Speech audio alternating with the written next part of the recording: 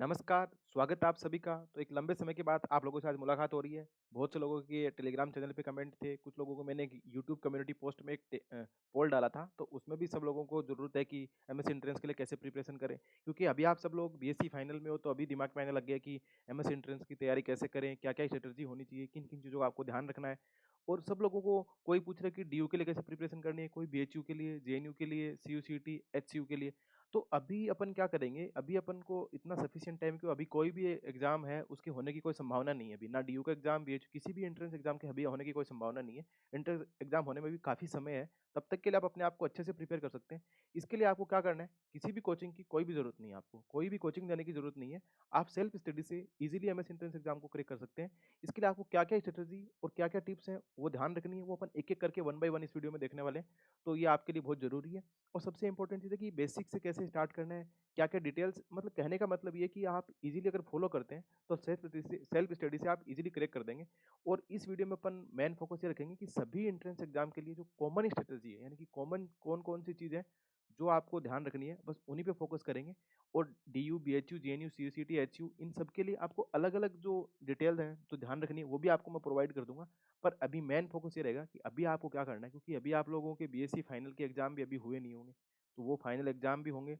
उसके बाद आपको सफिशिएंट टाइम मिलेगा, तब आप पर्टिकुलर एंट्रेंस एग्जाम पे फोकस कर सकते हैं। पर अभी आपको इतना टाइम है कि आप कॉमन चीज़ें तैयार कर लेंगे, ताकि आपको आगे बर्डन नहीं होगा और इजीली आप क्रैक कर सकते हैं। तो सबसे इंपॉर्टेंट चीज़ है कि आपको किन किन रिक्वायरमेंट क्या है, आपकी क्या क्या चीज़ों की जरूरत होगी। तो अपना मेन फोकस रहेगा कि अपन सेल्फ स्टडी से एमएस एंट्रेंस एग्जाम को कैसे क्रैक करें, और सबसे जो डिटेल है वो आपको मिलने वाली है। तो मेन फोकस है सेल्फ स्टडी करना आपको, बस कोई कोचिंग की कुछ भी जरूरत नहीं है। तो जो रिक्वायरमेंट है वो रिक्वायरमेंट क्या है, रिक्वायरमेंट बोलने का मतलब कि आपको आपकी अभी आपके पास में क्या क्या चीज़ें होनी चाहिए जिससे कि आप इजीली कर। तो सबसे पहली बात है कि आपके पास सिलेबस होना चाहिए। सिलेबस किसकी, सभी यूनिवर्सिटी का, भले वो डीयू का हो या बीएचयू का हो या जेएनयू का हो या सीयूसीटी, सभी एमएससी एंट्रेंस जितने भी लगे उन सब का आपके पास में क्या होना चाहिए, सिलेबस होना चाहिए। मैं तो ये बोलूँगा कि सिलेबस आपकी पीडीएफ फॉर्मेट में नहीं, आप उसके प्रिंट आउट निकलाओ। प्रिंट आउट आपके पास होना चाहिए, ना कि पीडीएफ। पीडीएफ आप भूल जाएंगे, कभी कहाँ देखेंगे कभी, तो कम से कम आपके पास अगर प्रिंट आउट होगा तो आपको ये पता लग जाएगा कि सब में कॉमन सिलेबस क्या है, क्योंकि कॉमन सिलेबस पता लग जाएगा। और सिलेबस इसलिए ज़रूरी है, सिलेबस देखने के बाद आपको एक तो ये आइडिया लगेगा सिलेबस क्यों जरूरी, सिलेबस देखने के बाद ये आइडिया लग जाएगा कि आप अभी बीएससी फाइनल में कौन सा टॉपिक पढ़ रहे हैं, आपने फर्स्ट ईयर और सेकंड ईयर में कौन से टॉपिक पढ़े, और कौन से ऐसे टॉपिक है जो आपने कभी नहीं पढ़े, वो भी इसके सिलेबस में दिए रखे क्या नहीं दे रखे। तो और आपको कौन सी यूनिवर्सिटी में जाना है उसके अकॉर्डिंग आपको सिलेबस पता लग जाएगा कि हाँ मेरे का तो ये सिलेबस मैंने पढ़ रखा है बीएससी में, और ये सिलेबस इसी यूनिवर्सिटी में दे रखा है। और दूसरा सबसे इंपॉर्टेंट चीज़ है प्रीवियस ईयर पेपर। आपके पास 5 ईयर ओल्ड के पेपर है ना, वो 5 साल के पुराने पेपर होने चाहिए। उससे क्या पता लगेगा आपको, तो पता लगेगा पेपर का पैटर्न कैसा आता है और लेवल क्या रहता है। सिलेबस और प्रीवियस ईयर पेपर आपको जब पता लग जाएगा, तो आपको ऐसे मानो कि अगर ये चीज़ आपको समझ में आ गई है और आपको ऐसे ध्यान रहने लग गया कि हाँ ये तो इस एमएससी एंट्रेंस एग्जाम में और ये ऐसा सिस्टम है, तो आप ऐसे मान के चलिए कि अपना काम स्टार्ट हो गया, आपने सही जगह पैर रखा है, अब आप काम कर सकते हैं। दूसरी चीज़ ये है कि आपको सभी यूनिवर्सिटी में नंबर ऑफ सीट कितनी है, उनकी कट ऑफ क्या रहती है और कोर्स का स्ट्रक्चर क्या है, ये भी जरूरी है। क्योंकि आपके इंटरेस्ट के अकॉर्डिंग आप उस यूनिवर्सिटी में एडमिशन लेने जा रहे हो, तो एटलीस्ट आपको ये पता होना चाहिए कि आपका इस सिलेबस में इंटरेस्ट है और ये यूनिवर्सिटी सिलेबस को फॉलो करती है। तो ये सभी डिटेल आपको सभी जगह अवेलेबल भी है, और मैं भी सारी चीज़ें इसकी अवेलेबल करवा दूंगा।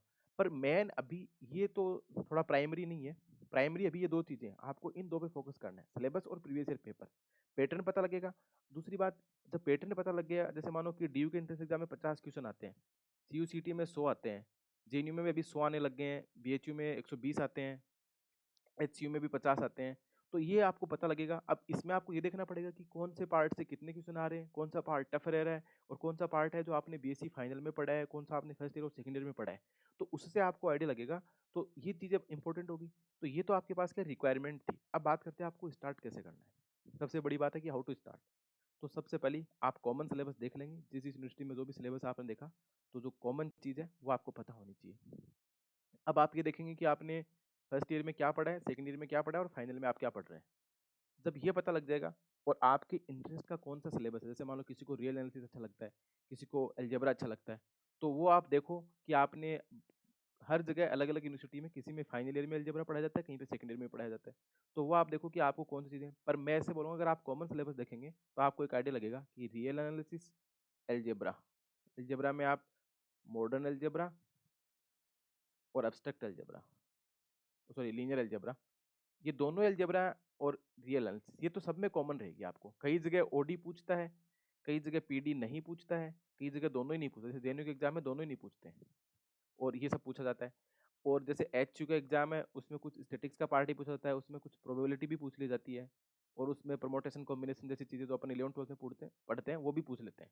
तो ये आपको कॉमन सिलेबस देखने के बाद पता लगेगा। जैसे मान लो कोई स्टूडेंट ऐसा है जो बीएससी फाइनल में और वो मॉडर्न अलजेब्रा पढ़ रहा है अभी और लीनियर अलजेब्रा पढ़ रहा है, तो उसको अलजेब्रा वाला पार्ट है, उसको सबसे पहले क्या करना चाहिए, अलजेब्रा वाले पार्ट से जो उसने ग्रेजुएशन में पढ़ा है उसी के बेसिस पे एमएससी एंट्रेंस के जो प्रीवियस ईयर जो पेपर लगे हुए हैं उनका सिलेबस यानी कि उनके क्वेश्चन ट्राई करने चाहिए। एमएससी एंट्रेंस के जो पेपर लगे हैं वो पेपर उसके पास है, उसने अलजेब्रा पढ़ा तो उसको देखने चाहिए कि भी कैसे क्वेश्चन आ रहे हैं, वो कर पा रहा है कि नहीं कर पा रहा। किसी को रियल एनालिसिस अच्छा लग रहा है, उसने रियल एनालिसिस पढ़ा हुआ तो उसको देखना चाहिए। और सबसे पहले आपको वही टॉपिक प्रिपेयर करने हैं जो आपने ग्रेजुएशन में पढ़े हैं। कुछ टॉपिक ऐसे बहुत कम मिलेंगे जो आपने ग्रेजुएशन में नहीं पढ़े उस सिलेबस में। जैसे ड्यू के एंट्रेंस एग्जाम में इनर प्रोडक्ट का क्वेश्चन आता है, तो बहुत सी जगह ऐसा होता है कि जहाँ पे इनर प्रोडक्ट ये सब नहीं पढ़ाया जाता, जैसे राजस्थान यूनिवर्सिटी में नहीं पढ़ाया जाता, तो कोई बात नहीं है, एक क्वेश्चन आता है छोड़ दो उसको, क्या दिक्कत है।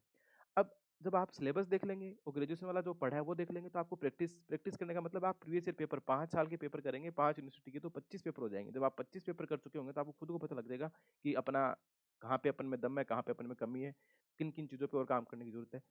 उसके बाद अगर इतना काम हो जाए तो आप मेरे को मैसेज करना या आप टेलीग्राम चैनल पे आप अपने कमेंट कर देना, यूट्यूब पे कमेंट कर देना, मैं आपके जवाब जरूर दूंगा और जो भी आपकी रिक्वायरमेंट होगी उसके अकॉर्डिंग अपन आगे और भी वीडियो बना लेंगे।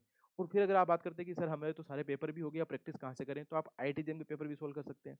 मैं पेपर सोल्व करने के लिए क्यों बोल रहा हूँ बार बार, क्योंकि अभी 3 महीने आप मान के चलो, क्योंकि अभी अप्रैल में तक अगर अपने आपके एग्जाम होते हैं तो आपके पास मई जून या 3 महीने, मानो अप्रैल मई जून 3 महीने, तो 3 महीने में आप क्वेश्चंस के थ्रू ही प्रैक्टिस करेंगे तभी आपका एमएससी एंट्रेंस क्रैक होगा। अगर आप सिलेबस पढ़ने बैठ गए तो जो चीज़ें आपने 3 साल में पढ़ी हैं, बीएससी में अगर आपने 3 साल में पढ़ा है वो सिलेबस आप 3 महीने में कवर करोगे तो उसके लिए आपको क्वेश्चंस की करने की जरूरत होगी। क्वेश्चंस के माध्यम से ही आप उसको इजीली करेक्ट कर पाएंगे, तभी आपको चीज़ें ध्यान रहेगी, वही आपको फॉलो करनी है।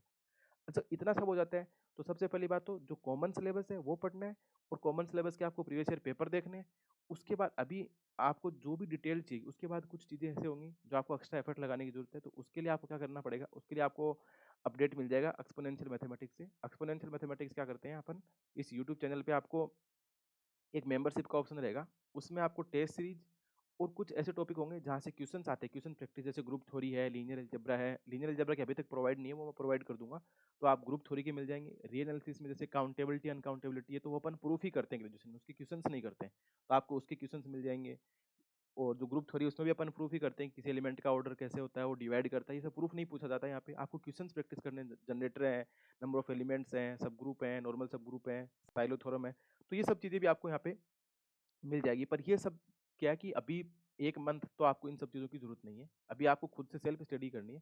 सेल्फ स्टडी करने के बाद जब आप थोड़ा प्रिपेयर समझेंगे खुद को, तो उसके बाद आपको इन सब चीज़ों की ज़रूरत है। तो उसके लिए आप सब्सक्रिप्शन ले सकते हैं यहाँ से और आपको कोई भी कोचिंग करने की कुछ भी ज़रूरत नहीं है।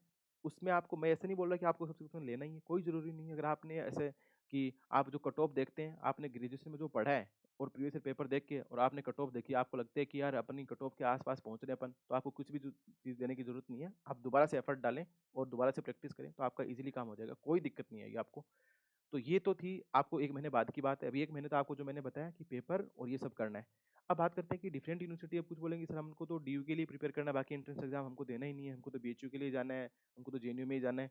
तो वो सब करने के लिए अभी आपको सभी यूनिवर्सिटी के लिए मैं किस में कितनी नंबर ऑफ सीट है, number of seat, previous year cut off और उसका सिलेबस, जिसकी भी पीडीएफ अवेलेबल होगी उसकी पीडीएफ, जिसका वीडियो अवेलेबल होगा उसका वीडियो, मैं सारी चीज़ें आपको टेलीग्राम चैनल एक्सपोनेंशियल मैथमेटिक्स में मिल जाएगी। तो टेलीग्राम चैनल या टेलीग्राम ग्रुप ज्वाइन करने के लिए आपको क्या करना पड़ेगा, आपको आप टेलीग्राम के सर्च बार में जाके एक्सपोनेंशियल मैथमेटिक्स लिखेंगे तो आप इसके टेलीग्राम ग्रुप और उसके चैनल पे पहुंच जाएंगे।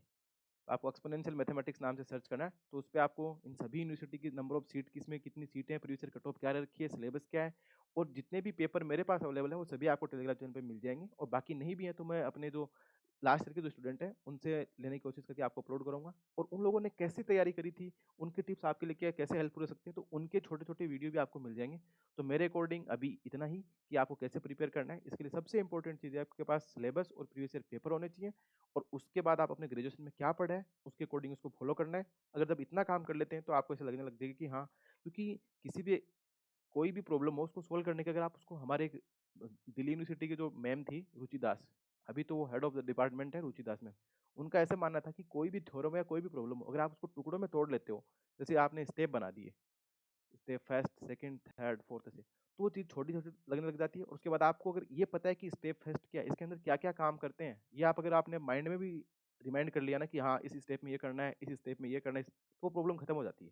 क्योंकि आप एमएससी में जाएँगे तो आपको थ्योरम्स पढ़नी पड़ेगी। अभी आप ग्रेजुएशन में भी थ्योरम्स पढ़ रहे हैं। कुछ बड़ी-बड़ी थ्योरम होती है, उनको याद नहीं करते, रट्टा नहीं मारते उनका। रिजल्ट को क्लेम कभी नहीं करना है।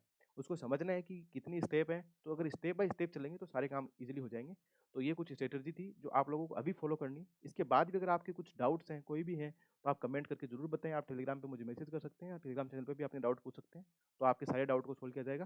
So thanks for watching and keep continue watching exponential mathematics. Thank you.